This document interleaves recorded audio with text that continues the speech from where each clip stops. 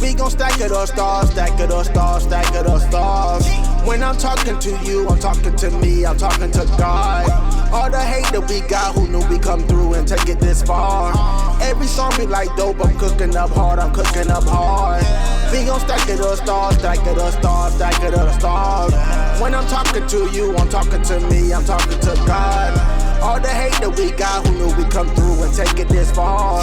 Every song be like dope, I'm cooking up hard, I'm cooking up hard. You need a boss till you found me, nigga. I don't got.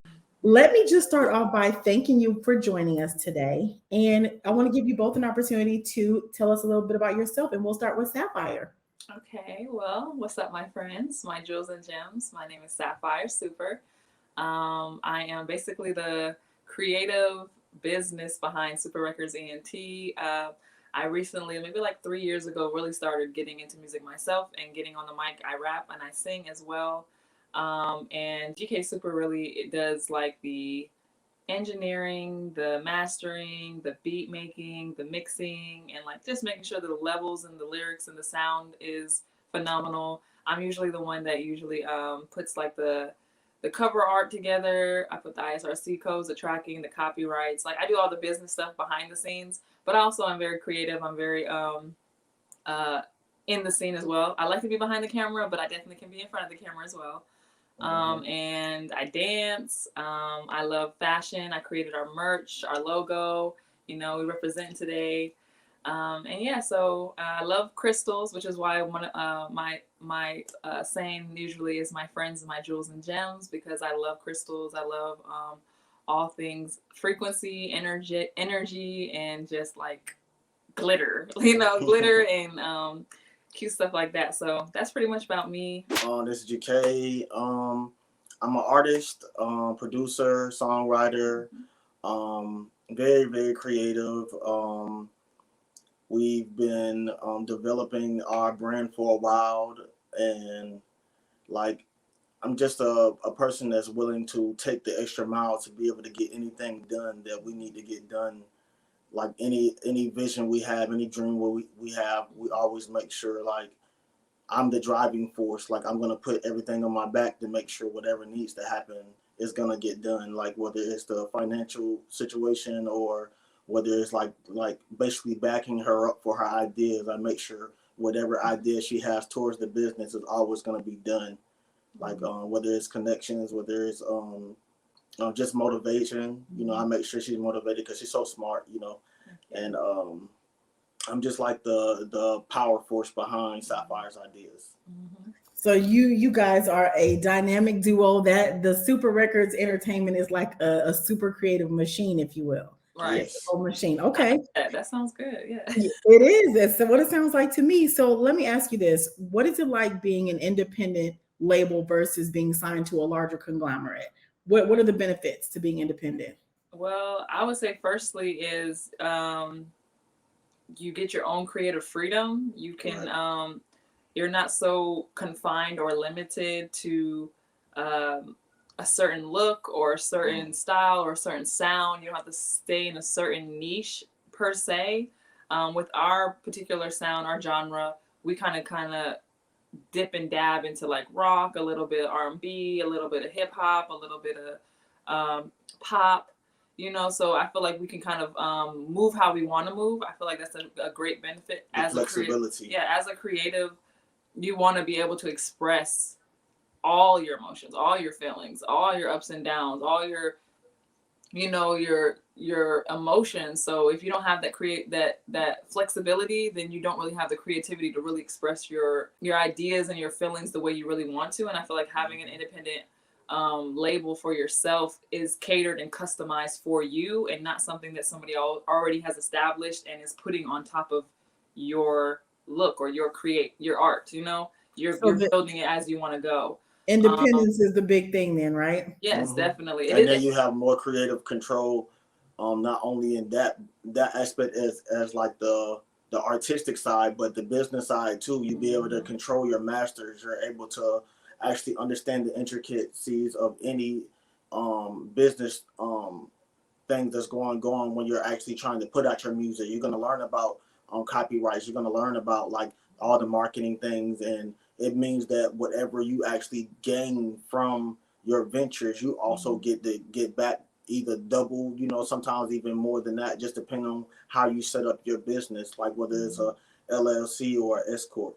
Okay, now I know this is a tough question, but it's a creative question. And with you all being the brains behind everything, this may be difficult. You may have the same answer too, but if you can think back over your whole catalog, GK, I'm gonna start with you on this one.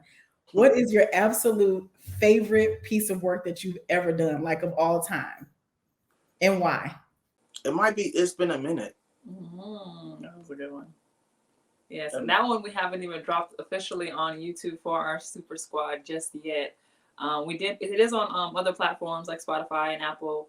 But yeah, that one was a good decision. I might actually agree with you and say that one too. I like it, and I chose that one because it was something that was made from scratch. Even though I do work with Phantom Mobb, is two other producers that I currently work with right now. But this project was made specifically by me, and it gave me a chance to start working on my guitar when I first started doing guitar lessons. And I'm singing on it, and I really like to sing too. As much as I like to rap, I like to sing.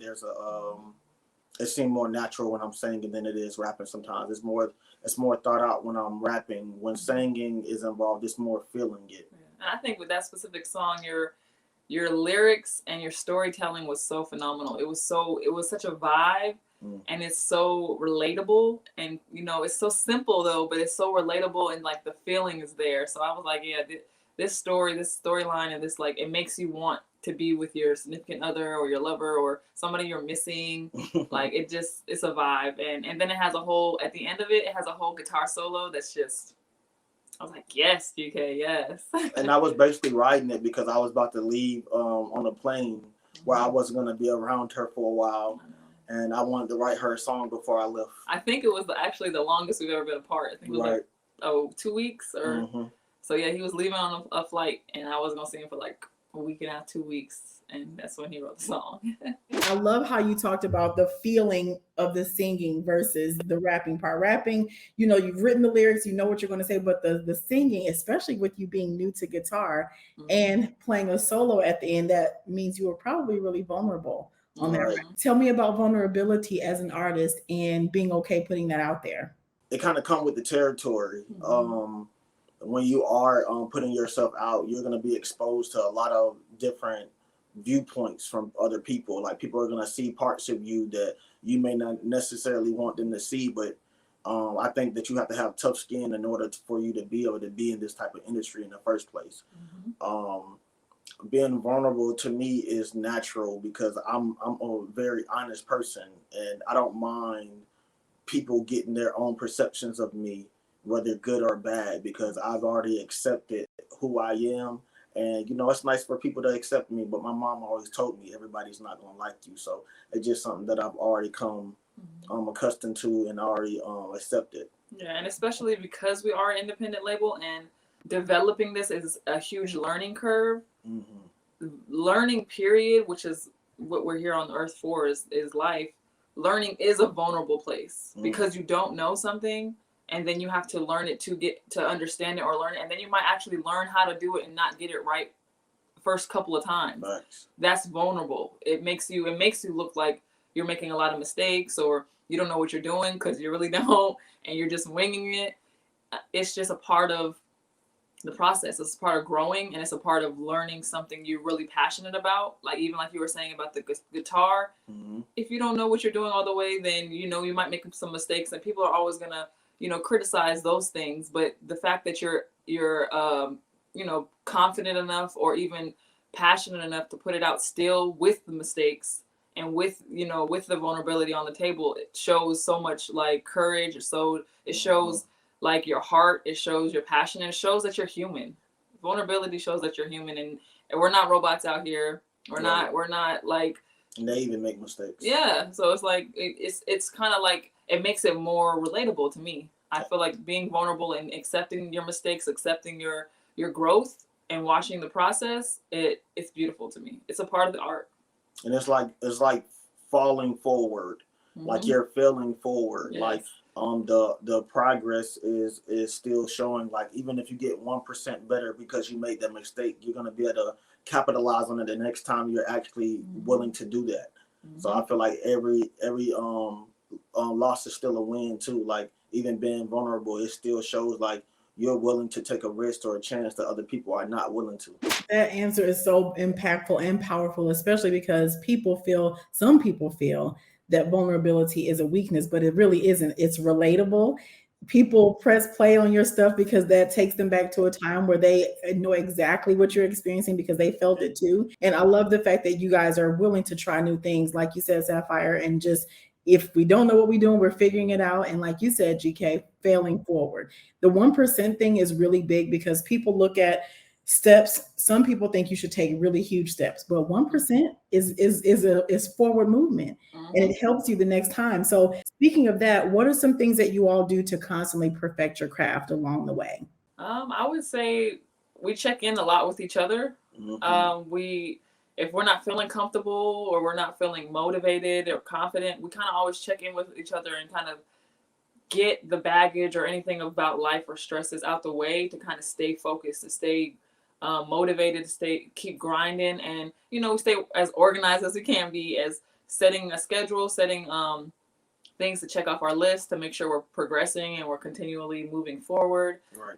It's just certain little things. I think what we do, we have such a long history and a really strong bond. I feel like that's very important in a business partnership, in a relationship, just to be able to have a certain connection and a bond where you can love each other and you can work together, if that makes sense. Like you can really appreciate their emotions and their setbacks, but you also see their strengths and you help build upon their strengths. Like we both definitely has weaknesses and strengths, but he knows my strengths, I know his strengths, and we're able to kind of make sure we're both pushing forward and using those strengths to better each other and our brand and just our daily lives. So yeah, I think that's what our main goal every day is, to try to check in with each other and make sure that we're focusing on tasks. Because some days are better than others, and some days we want to just lay up and cuddle and just not have to do anything, and that's okay too. Sometimes we need breaks, but we get right back on it. We get back on task, and we handle the things that need to be done at least that day. Yeah, it's like a checks and balance type thing. So like even if I'm making a song and she's very critical of my music too, so like it makes it where I gotta be on point, and I make some mistakes sometimes, and I'll tell her I appreciate you telling me this because I probably want to change it, or I'll go back and do something where she was like, I think you could do better. I know what you can do, but it's like being the creator and being critiqued and having to be a listener and not just the artist or not just a producer. It's hard. So sometimes like she can hear it first because it's like you're still in the creative mode. You're making it right now. So she's like a very good checks and balance type thing, like on both of our ends, where like if I'm falling short, then she'll tell me. If she's falling short, she'll tell me, and it makes it easier to do because like the communication is more understood instead of being so harsh. It's like, I know this person, I know what they're capable of, and I care about them, so I'm gonna be able to work this in a way where they're gonna understand, where I'm not trying to be too harsh. I'm just trying to make sure you give everyone your best. So I love the fact that both of you guys bounce off of each other and nobody even looks at the other one. You just literally pick up where the other one left off without even looking at each other. That is so beautiful. But there are some pros and cons to being a couple and also working together in business. So share with us the top. I take it that you've experienced a couple of those ups and or downs. So tell us the number one pro about working with your partner. Kind of like what you just said, everything just flows. Like we kind of just, because we're not just best friends or partners, we're intimate, we're we have a relationship, we're everything to each other. It just flows better that way. It just like it's so natural. It doesn't seem like it's scripted. It doesn't seem like it's fake. It's like because we're in a relationship, everything is just happening. Yeah, it's just happening, and we're just going with the flow, and it's like it's so fun. You know what I'm saying? It's like it's more like we're growing together and we're making mistakes together. We laugh at our mistakes. We then we fix them, and then we just like, it just makes it more like, I don't know, just entertaining. And we are entertainers, so it just makes it more entertaining to just like, oh my God, like we could pick on each other, we could fight with each other, we could laugh at each other, we could cry together, because we're already so vulnerable and connected with each other. It makes the music more powerful, makes it more vulnerable, makes it more lovable, because that is where the foundation and the source of our relationship comes from. Then it kind of can spill into our business, into our music. It just kind of all comes together like that. Right, that's facts. Yes. And this is like it's an experience. It's like I think like even us doing this, like creating together, like is making our bond closer. I think that everybody has the feeling where they want to be close to one person. Like you have one person that understands your dream, one person that understands your vision, and it's just cohesive. It's like we used to call each other like each other's twin flames. And it's like we still do. Like she has a fire in her and I have a fire in me, and it's like whenever hers get hotter, mine get hotter. And it's like it just make it where the bond and the business is catching on fire at the same time with our relationship. So it's really crazy. Like it seems like the closer we get in our relationship, the more we turn up with our business, because it makes us happy. And when we're happy, we're willing to create. Like let's go do something. Let's go make some fires. You know. Yeah, but and like in contrast, like with, like you're saying, this is like the pro, but the con could be because of some of the, if we're not connected, then business is not happening. Things are not getting done. When we're not okay, when we're not really being nice to each other, we're not being friends first, or we're in an argument or in a fight because of that, because our connection and our us being connected matters so much. When we're disconnected, then things will fall apart. You know what I'm saying? So that's the con of it. But the good part is that we never fight for long. Yeah, like we're never upset with each other for very long. So like maybe like tops maybe an hour, and like one of us is gonna be like, damn, like maybe I was wrong or right, and then it's like we make up and then it's back to business. So it's like I really like that. Like I've never had a relationship where I could actually have someone that was mature enough to say maybe I was wrong. So it makes so that does matter. Making sure you choose a partner who can apologize and can admit when they are wrong. It speeds up the process more, so you're not in those arguments or in those disagreements for so long. But you will have disagreements, and we definitely have had our fair share. But because we're mature enough and we love each other enough, we know what's riding on our relationship. We know what's riding on our hearts or our minds or even our business. We know that, okay, why am I upset? Why am I even taking this time to be petty or being this? I know we need to do this, this, and that. I know that he feels this way, or I know she wants to make sure she gets this done. Why? We just need to go ahead and connect back to one another and make the things that need to be done and get it done. You know what I'm saying? So we know, we see the bigger picture and we see the totality of it. The little things don't really bother us as much anymore. I think it's because we've been together for so long, but that's definitely some of the cons that can affect being in a relationship and then being business partners. But as long as you can, see the future and see the complete purpose of your relationship and what you're building and what you're looking and striving for, then the little things they seem so minute. They don't seem as big of a deal, so I think I think the pros outweigh the cons, to be honest. Right. That's a good thing. That's what you want. That's how you want it to be. So when one of you is having a down moment, how does the other one pull the other one up? More than likely, if I see she's down, I'll start like messing with her. Like I'll start laughter, like kissing on her, or I'll start like tickling her, like to make sure like you're not gonna be sad around me, like because it's like we're still like best friends and stuff too. So like it's like I can't stand to see her sad. So I'm always checking on her or making sure like do you need something? Like I might rub on her or whatever like that. Like give her words of encouragement until she's like realizes like it's about me and you. Like and normally it's not if we're down, it's because of outside sources. It's never usually between us. So it's like crazy. we are constantly reminding each other, like we had each other at the beginning. It's gonna be like this. People are gonna look at us certain ways. People are gonna like try to interfere because they're not achieving the level of success or have the hard work and dedication or the type of relationship we have. So like some people try to sabotage it, and we just have to remind each other, like, you know, why we worry about them anyway. You know, we was down by ourselves. Ain't nobody came and looked for us. No one's checking in on us or anything. So why does anybody's feelings or opinions or anything matter? It's just about me and so you. we always remind ourselves we only got each other.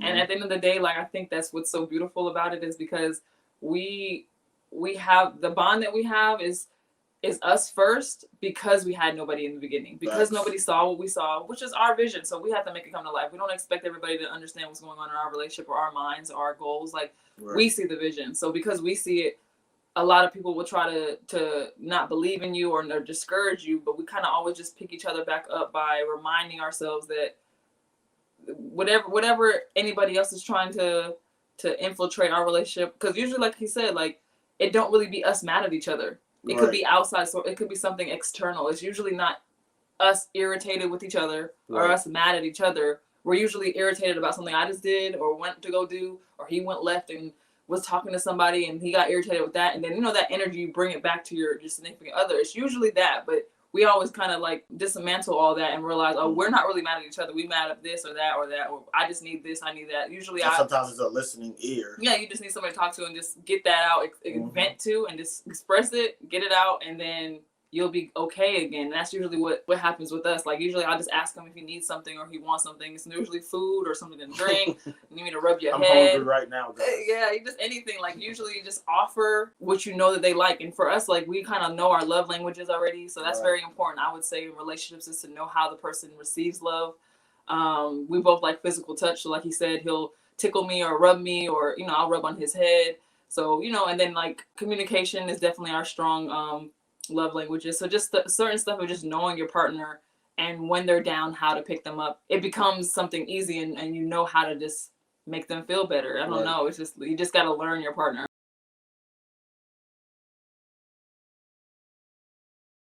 Without naming names, tell me about a situation where you had to overcome a stumbling block in your business building. Shoot, I would just say homelessness. Homelessness was a huge stumbling block. We didn't have any really support, or, you know, so we just really was sleeping in cars. We were still like creatively, we were in our minds and in our hearts. We were still making songs and stuff like that, but we had no real foundation to support the business, support anything, because we didn't have the things that we needed to actually be able to push this stuff online, or we just kind of was just ideas, just you know, back and forth. Yeah, it was all in our heads at first. We gon' stack it up, stars, stack it up, stars, stack it up, stars. When I'm talking to you, I'm talking to me, I'm talking to God. All the hate that we got, who knew we come through and take it this far? Every song be like dope, I'm cooking up hard, I'm cooking up hard. We gon' stack it up, stars.